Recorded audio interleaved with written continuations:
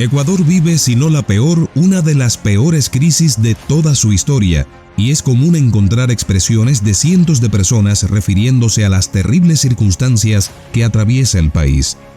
Precisamente un suscriptor, con el que mantenemos un diálogo permanente a través de nuestro correo electrónico, cerró uno de sus mensajes recientes con la popular frase de la quiteña Santa Mariana de Jesús, que dice: Ecuador no desaparecerá por los terremotos, Ecuador desaparecerá por los malos gobernantes. Al leer esto, de inmediato todo nuestro equipo se centró en buscar información fidedigna sobre esta frase, y te tenemos una sorpresa en este video, así que quédate hasta el final para que conozcas más a profundidad otro de los capítulos de la historia de Ecuador. Pero antes, nos ayudas mucho regalándonos un like y suscribiéndote al canal. Nada te cuesta y para nosotros tiene gran valor para continuar produciendo contenidos como este video que has comenzado a ver. Primero que todo, ¿quién fue Santa Marianita de Jesús, que según cuentan, dejó pendiendo sobre Ecuador algo así como una maldición? A Mariana de Jesús también se le conoce como la Azucena de Quito. Ella es la primera santa ecuatoriana y entre los actos que la llevaron a ser canonizada se encuentra el ofrecimiento de su vida para que los terremotos cesaran en Quito, la capital del Ecuador. Cuando Mariana de Jesús nació, Ecuador aún no existía. Quito era parte del nuevo reino de Granada. Su nacimiento fue el 31 de octubre de 1618. Cuando el noble español don Jerónimo Flores de Paredes y su esposa doña Mariana Cranobles de Jaramillo recibían en su familia a Mariana. Ella era la menor de 8 hermanos. A los 7 años, Mariana quedó huérfana, pero su hermana mayor Jerónima y su cuñado Cosme de Caso la cuidaron como si fuera una hija más. Las biografías sobre la santa cuentan que desde pequeña tenía un gran sentido de piedad y humildad. Incluso se dice que, con apenas 7 años, invitaba a sus primas a rezar el rosario y a hacer el Vía Crucis, que es la meditación de los momentos vividos por Jesús desde que fue hecho prisionero hasta su muerte en la cruz y resurrección. A sus 8 años, Mariana ya se sabía completamente el catecismo de la Iglesia Católica, lo que le permitió realizar la primera comunión a esa edad, lo que era excepcional en aquella época. Su cuñado Cosme de Caso advirtió las señales de piedad de Mariana, así que intentó ingresarla en 2 ocasiones en un convento para que se consagrara como religiosa. Sin embargo, en ambas ocasiones se presentaron contrariedades. Mariana entonces decidió quedarse en casa para dedicarse a la oración, a la mortificación y al ayuno. Esta es una de las razones por las que se compara a Mariana de Jesús con Santa Rosa de Lima, porque la santa peruana tampoco ingresó a un convento. Un sacerdote jesuita fue su guía espiritual, quien le habría enseñado el método de San Ignacio de Loyola, que consiste en examinarse 3 veces por día la conciencia, por la mañana para ver qué peligros habrá en el día y evitarlos, y qué buenas obras tendremos que hacer. La historia de Mariana de Jesús cuenta que la santa ecuatoriana realizaba ayunos extensos. Solo comía una comida cada 8 o 10 días. Esta es otra de las similitudes que la Azucena de Quito tiene con santos como Catalina de Siena y Rosa de Lima. Las crónicas de la época cuentan que Santa Mariana de Jesús tenía la capacidad de predecir el futuro, sanar enfermedades e incluso se decía que sus oraciones trajeron a la vida a una persona muerta. Sin embargo, es conocida por ofrecer su vida para que la tierra dejara de moverse en Quito. En 1645, un terremoto causó graves estragos en las provincias serranas de Chimborazo y Tungurahua por los desprendimientos internos en el volcán Tungurahua, según recoge el Instituto Geofísico del Ecuador. Este terremoto destruyó la ciudad de Riobamba, ubicada a 3 horas de la capital. Los movimientos telúricos en Quito, cuentan las historias de la época, eran constantes. Además, los quiteños también sufrían epidemias de difteria, enfermedad infecciosa grave, y sarampión. Había muchos muertos. Por tal razón, un sacerdote jesuita que oficiaba una misa a la que había acudido Mariana dijo: «Dios mío, te ofrezco mi vida para que los terremotos terminen». Lo dijo durante su homilía.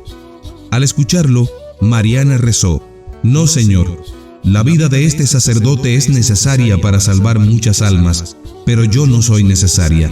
Te ofrezco mi vida para detener estos terremotos». Esta escena habría sucedido en la iglesia de la Compañía de Quito, un complejo clerical católico ubicado en el centro histórico de la ciudad y considerado como una de las más importantes expresiones de la arquitectura barroca en el continente americano. Al salir de la misa, cuenta la tradición oral, Mariana de Jesús comenzó a sentirse enferma. Parte del tratamiento para curar su enfermedad consistía en practicarle sangrías, un tratamiento médico que consiste en la extracción de sangre del paciente para el tratamiento de dolencias. Esta fue la práctica médica más común realizada por cirujanos desde la antigüedad hasta finales del siglo XIX. La sangre que le extraían a Mariana era desechada por una de las muchachas de servicio en una jardinera de la casa de Mariana. En esa jardinera creció una azucena. De allí que a la santa se le conoce como la azucena de Quito, una flor que acompaña los cuadros y otras representaciones de Mariana de Jesús. Tiempo después de su ofrenda en la misa, Mariana de Jesús murió el 26 de mayo de 1645, cuando tenía 27 años. Al mismo tiempo, los terremotos cesaron. El Museo del Carmen Alto, que funciona en la antigua casa de Mariana de Jesús, recoge que el entonces propietario del inmueble, Juan Guerrero de Salazar, sobrino político de la santa quiteña, cumplió con la voluntad de su tía y el 9 de mayo de 1653 entregó el inmueble a las carmelitas descalzas llegadas de Lima mediante una escritura de donación. En 1946, el Congreso del Ecuador la declaró heroína de la patria. 4 años más tarde, el Papa Pío XII la declaró la primera santa quiteña. Ahora bien, durante siglos, miles de quiteños han sostenido con vehemencia que Santa Mariana de Jesús dijo que Ecuador no desaparecería por los terremotos, sino por los malos gobiernos. Incluso hoy, muchos, como nuestro amigo suscriptor, quiteño de pies a cabeza, considera que sí, que ella la dijo, y que por esa profecía, Ecuador vive los amargos momentos de hoy. Pues bien, vayamos por partes. Supuestamente la frase fue pronunciada por Mariana de Jesús antes de fallecer. Si lo analizamos con detenimiento e investigamos, nos daremos cuenta de que es falso. La santa quiteña nació en 1618 y murió en 1645. La República de Ecuador nació en 1830, 200 años después.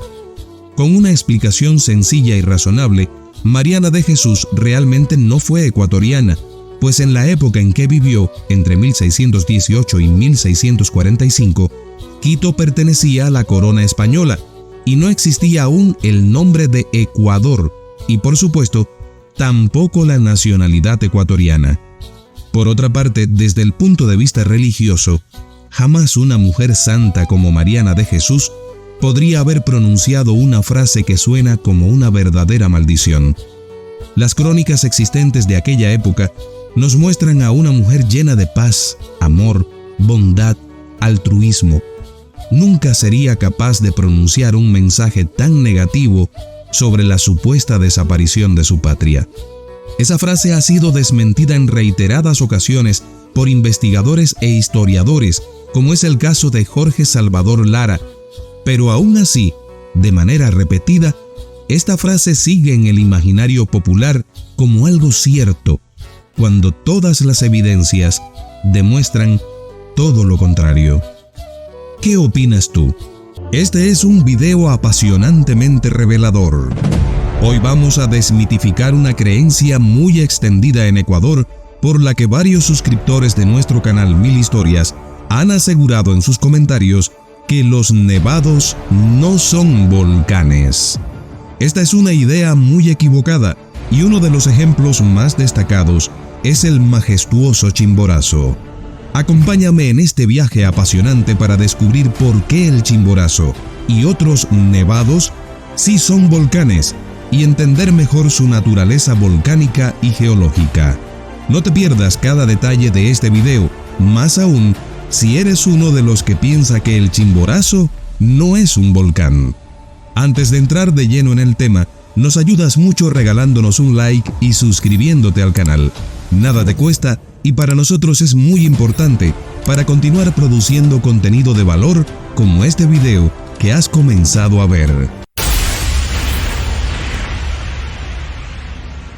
El Chimborazo, con sus impresionantes 6.263 metros sobre el nivel del mar, es el pico más alto de Ecuador y debido a la forma de la Tierra, es también el punto más cercano al Sol desde el centro de nuestro planeta. Esto se debe a que la Tierra no es una esfera perfecta, sino un esferoide ovalado, lo que hace que el Ecuador esté más cerca del Sol que los polos. La prominencia del Chimborazo lo convierte en una montaña única y espectacular, pero ¿es un volcán? Existe una creencia popular en Ecuador que sostiene que los nevados o montañas cubiertas de nieve y hielo no son volcanes. Esta idea probablemente surge de la imagen de un volcán como una montaña ardiente y desprovista de nieve. Sin embargo, muchos volcanes en el mundo tienen glaciares en sus cumbres y el Chimborazo es uno de ellos.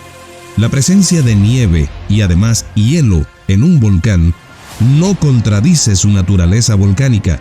De hecho, es bastante común en volcanes situados a grandes altitudes. La razón por la cual algunos volcanes como el Chimborazo tienen glaciares en sus cumbres se debe a la altitud. A medida que ascendemos en una montaña, la temperatura disminuye aproximadamente 6.5 grados Celsius por cada 1000 metros. En los Andes ecuatorianos, la línea de nieve permanente, o el punto a partir del cual la nieve no se derrite completamente durante el año, se encuentra alrededor de los 4.700 metros sobre el nivel del mar. Esto significa que montañas y volcanes que superan esta altitud pueden tener glaciares en sus cumbres. Es importante destacar que los glaciares en los volcanes pueden desaparecer temporalmente o incluso permanentemente debido a la actividad volcánica. Un ejemplo claro es el volcán Tungurahua, que tenía un glaciar en su cumbre antes de su erupción más reciente en 1999. La actividad volcánica intensa puede derretir el hielo y la nieve, eliminando los glaciares. El Chimborazo es un volcán potencialmente activo, aunque su última erupción conocida data de aproximadamente 550 después de Cristo, según estudios geológicos. A partir de esta inactividad prolongada, el Chimborazo no está extinto. Un volcán potencialmente activo es aquel que ha tenido erupciones en los últimos 10.000 años y tiene el potencial de hacerlo nuevamente. Estudios recientes de gases volcánicos y actividad sísmica indican que el Chimborazo sigue siendo un volcán con actividad interna. En caso de una erupción del Chimborazo, las áreas circundantes podrían verse gravemente afectadas. La ciudad de Riobamba, ubicada a solo 30 kilómetros de distancia, estaría dentro de la zona de influencia directa. La erupción podría generar flujos piroclásticos, lahares y caída de cenizas, afectando no solo a Riobamba, sino también a otras comunidades en la provincia de Chimborazo y más allá. Como mencionamos antes, el Chimborazo es el punto más cercano al Sol desde el centro de la Tierra. Esto se debe a la protuberancia ecuatorial de nuestro planeta, aunque el Everest es la montaña más alta sobre el nivel del mar. El Chimborazo, debido a su ubicación en el Ecuador, está más lejos del centro de la Tierra. Esta característica única lo convierte en un destino fascinante para geólogos, alpinistas y amantes de la naturaleza. La historia del Chimborazo está llena de personajes fascinantes que han dejado su huella. Uno de los más notables es Alexander von Humboldt, el célebre naturalista y explorador alemán. En 1802, Humboldt intentó escalar el Chimborazo y alcanzó una altitud de aproximadamente 5.875 metros, un récord para su época. Aunque no llegó a la cumbre, su expedición proporcionó valiosos datos científicos y marcó un hito en la exploración de los Andes. Otro personaje importante es Edward Whymper, un alpinista británico conocido por ser el primer europeo en alcanzar la cumbre del Chimborazo en 1880. Su éxito ayudó a consolidar la fascinación por esta montaña y abrió el camino para futuras expediciones. La figura del último hielero del Chimborazo, Baltasar Ushka, es una parte entrañable de la historia moderna de esta montaña. Durante décadas, Baltasar ha subido al Chimborazo para cortar hielo de sus glaciares y venderlo en los mercados locales. Esta antigua práctica, que ha sobrevivido a los avances tecnológicos, es un testimonio de la resistencia y la tradición cultural de los pueblos andinos. Sin embargo, surge una pregunta importante. ¿Es seguro consumir hielo o agua procedente de los glaciares de un volcán? El hielo glacial, formado durante cientos o miles de años, puede contener partículas de ceniza volcánica y otros minerales que se acumulan con el tiempo. Aunque tradicionalmente se ha utilizado sin problemas mayores, es prudente tener en cuenta posibles contaminantes volcánicos. Los estudios sobre la calidad del agua glacial indican que, si bien suele ser pura, es importante considerar la actividad volcánica y la presencia de minerales disueltos. El Chimborazo no solo es fascinante por su altura y su naturaleza volcánica, sino también por su historia geológica. Se estima que el volcán se formó hace más de 1 millón de años, durante el Pleistoceno, y ha pasado por varias fases eruptivas que han modelado su estructura actual.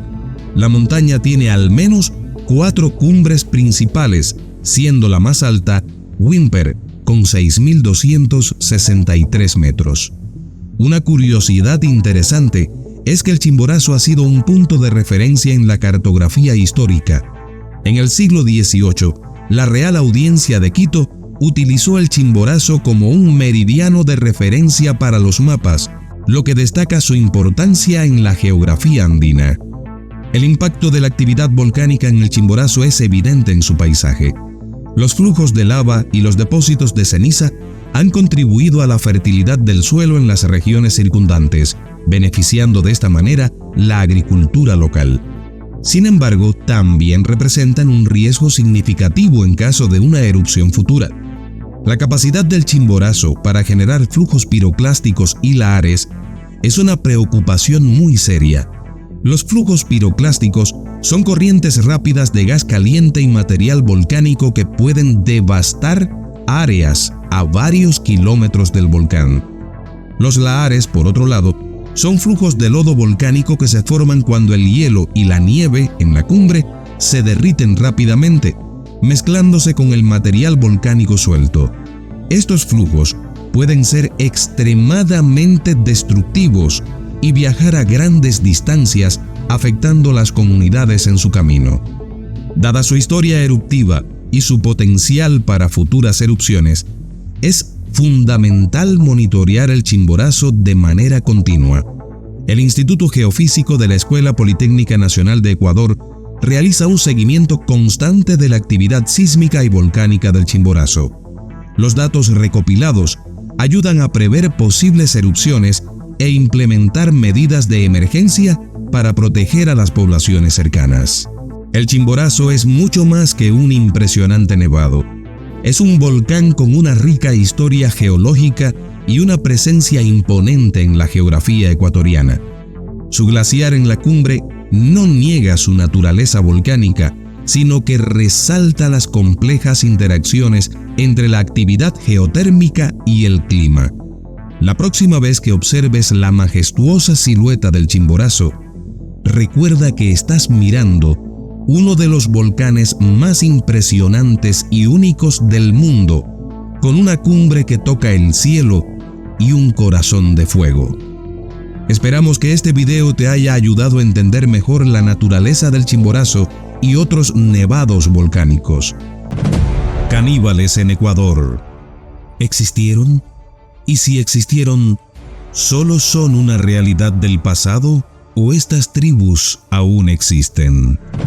¿Por qué y para qué practicaban la antropofagia? ¿Cómo realizaban el acto en sí? Comenzamos este viaje en el espacio y el tiempo a través de la historia para conocer de cerca, a través de múltiples fuentes consultadas, la realidad de este tema que pone la piel de gallinas a todos. Prepárate para una información precisa y con lenguaje muy claro. Si eres sensible, debes tomar precaución para asumir lo que aquí revelaremos. Pero antes, nos ayudas mucho regalándonos un like y suscribiéndote a nuestro canal. No te cuesta nada y a nosotros nos ayudas mucho con ello para continuar produciendo contenido de alto valor como este que estás comenzando a ver.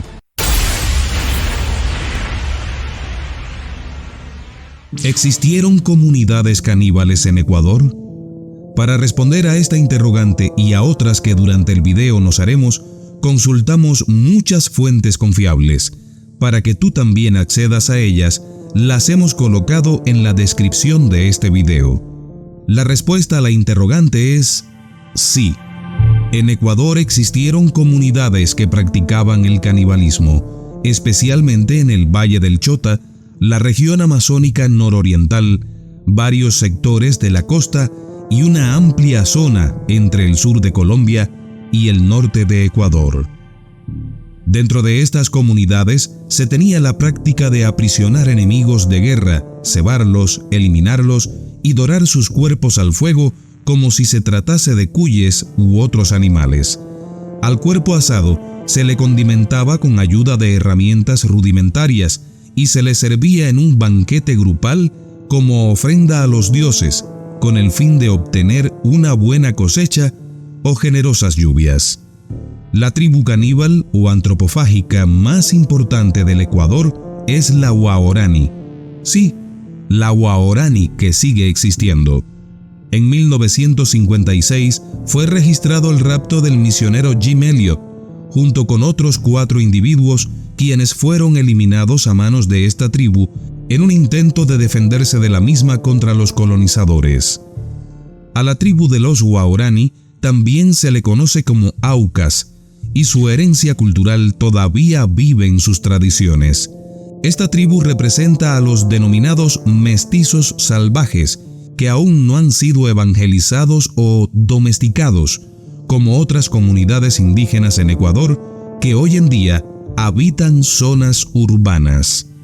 Se pueden ver evidencias de canibalismo en las comunidades ecuatorianas como respuesta a los ataques de los españoles en el momento de la conquista. Previo a este momento, las prácticas caníbales tenían lugar como ritual religioso o bélico. Pero ¿cuáles son las tribus ecuatorianas que más han practicado el canibalismo? En primer lugar tenemos los Waorani. Los Waorani en Ecuador son una tribu que aún conserva las tradiciones y raíces nativas de las tribus mestizas y caníbales en América. Se les atribuye la eliminación de un grupo de misioneros evangélicos, quienes en un intento por llevarles la buena nueva, tuvieron que enfrentarse a su voluntad. Actualmente esta tribu vive en paz y se explican sus actos impulsivos contra los extranjeros, pues en el momento de la colonia española, miembros de su comunidad fueron apresados y convertidos en esclavos. De esta manera, eran alejados de la tribu y sus familiares creían que habían sido canibalizados. Los Waorani aprendieron de esta forma a defenderse de los atacantes. Tenemos también los Quillacingas, localizados en lo que se conoce hoy en día como la frontera entre Colombia y Ecuador. Los Quillacingas fueron una comunidad interandina señalada por los españoles por ser un grupo de gente que se comían unos a los otros.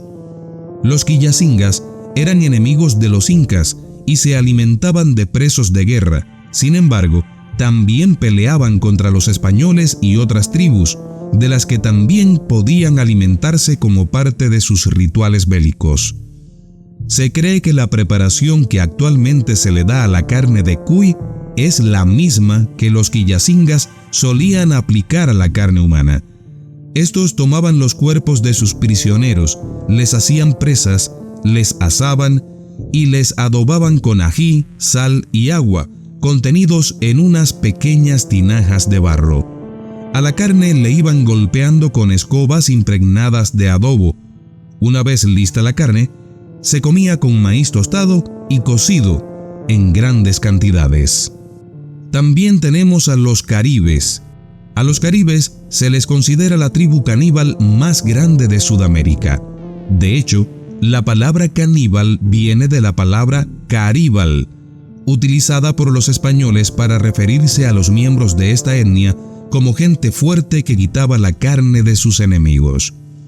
En principio, se dice que habitaron el territorio que ocupan actualmente Colombia y Venezuela, pero varios estudios coinciden en que los caribes ocuparon casi todo el territorio del norte de Sudamérica y, por supuesto, incluyendo a Ecuador.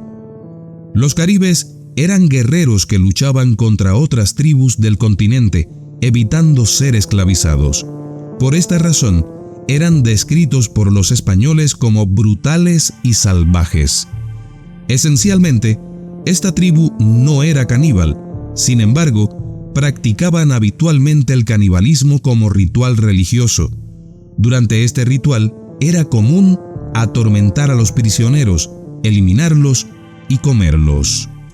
Otras tribus del Ecuador que han practicado la antropofagia.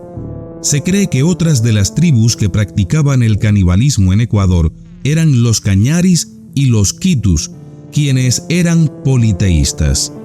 Estos realizaron procesos de reducción de cabezas y se alimentaron de sus enemigos, de migrantes y nómadas provenientes de África y Oceanía. La práctica del exocanibalismo, que se refiere a la costumbre de alimentarse de personas de grupos sociales ajenos, en las tribus de los Andes del Ecuador, se caracteriza por el consumo de carne humana sin ningún tipo de preparación culinaria o cocción. Por otro lado, el endocanibalismo, que se refiere a alimentarse de las personas de la misma comunidad, fue señalado por parte de los colonizadores españoles como una aberración y el máximo pecado cometido por las comunidades indígenas, ya que dentro de algunas era común ver cómo un padre comía la carne de su propio hijo que había nacido esclavo o preso de guerra.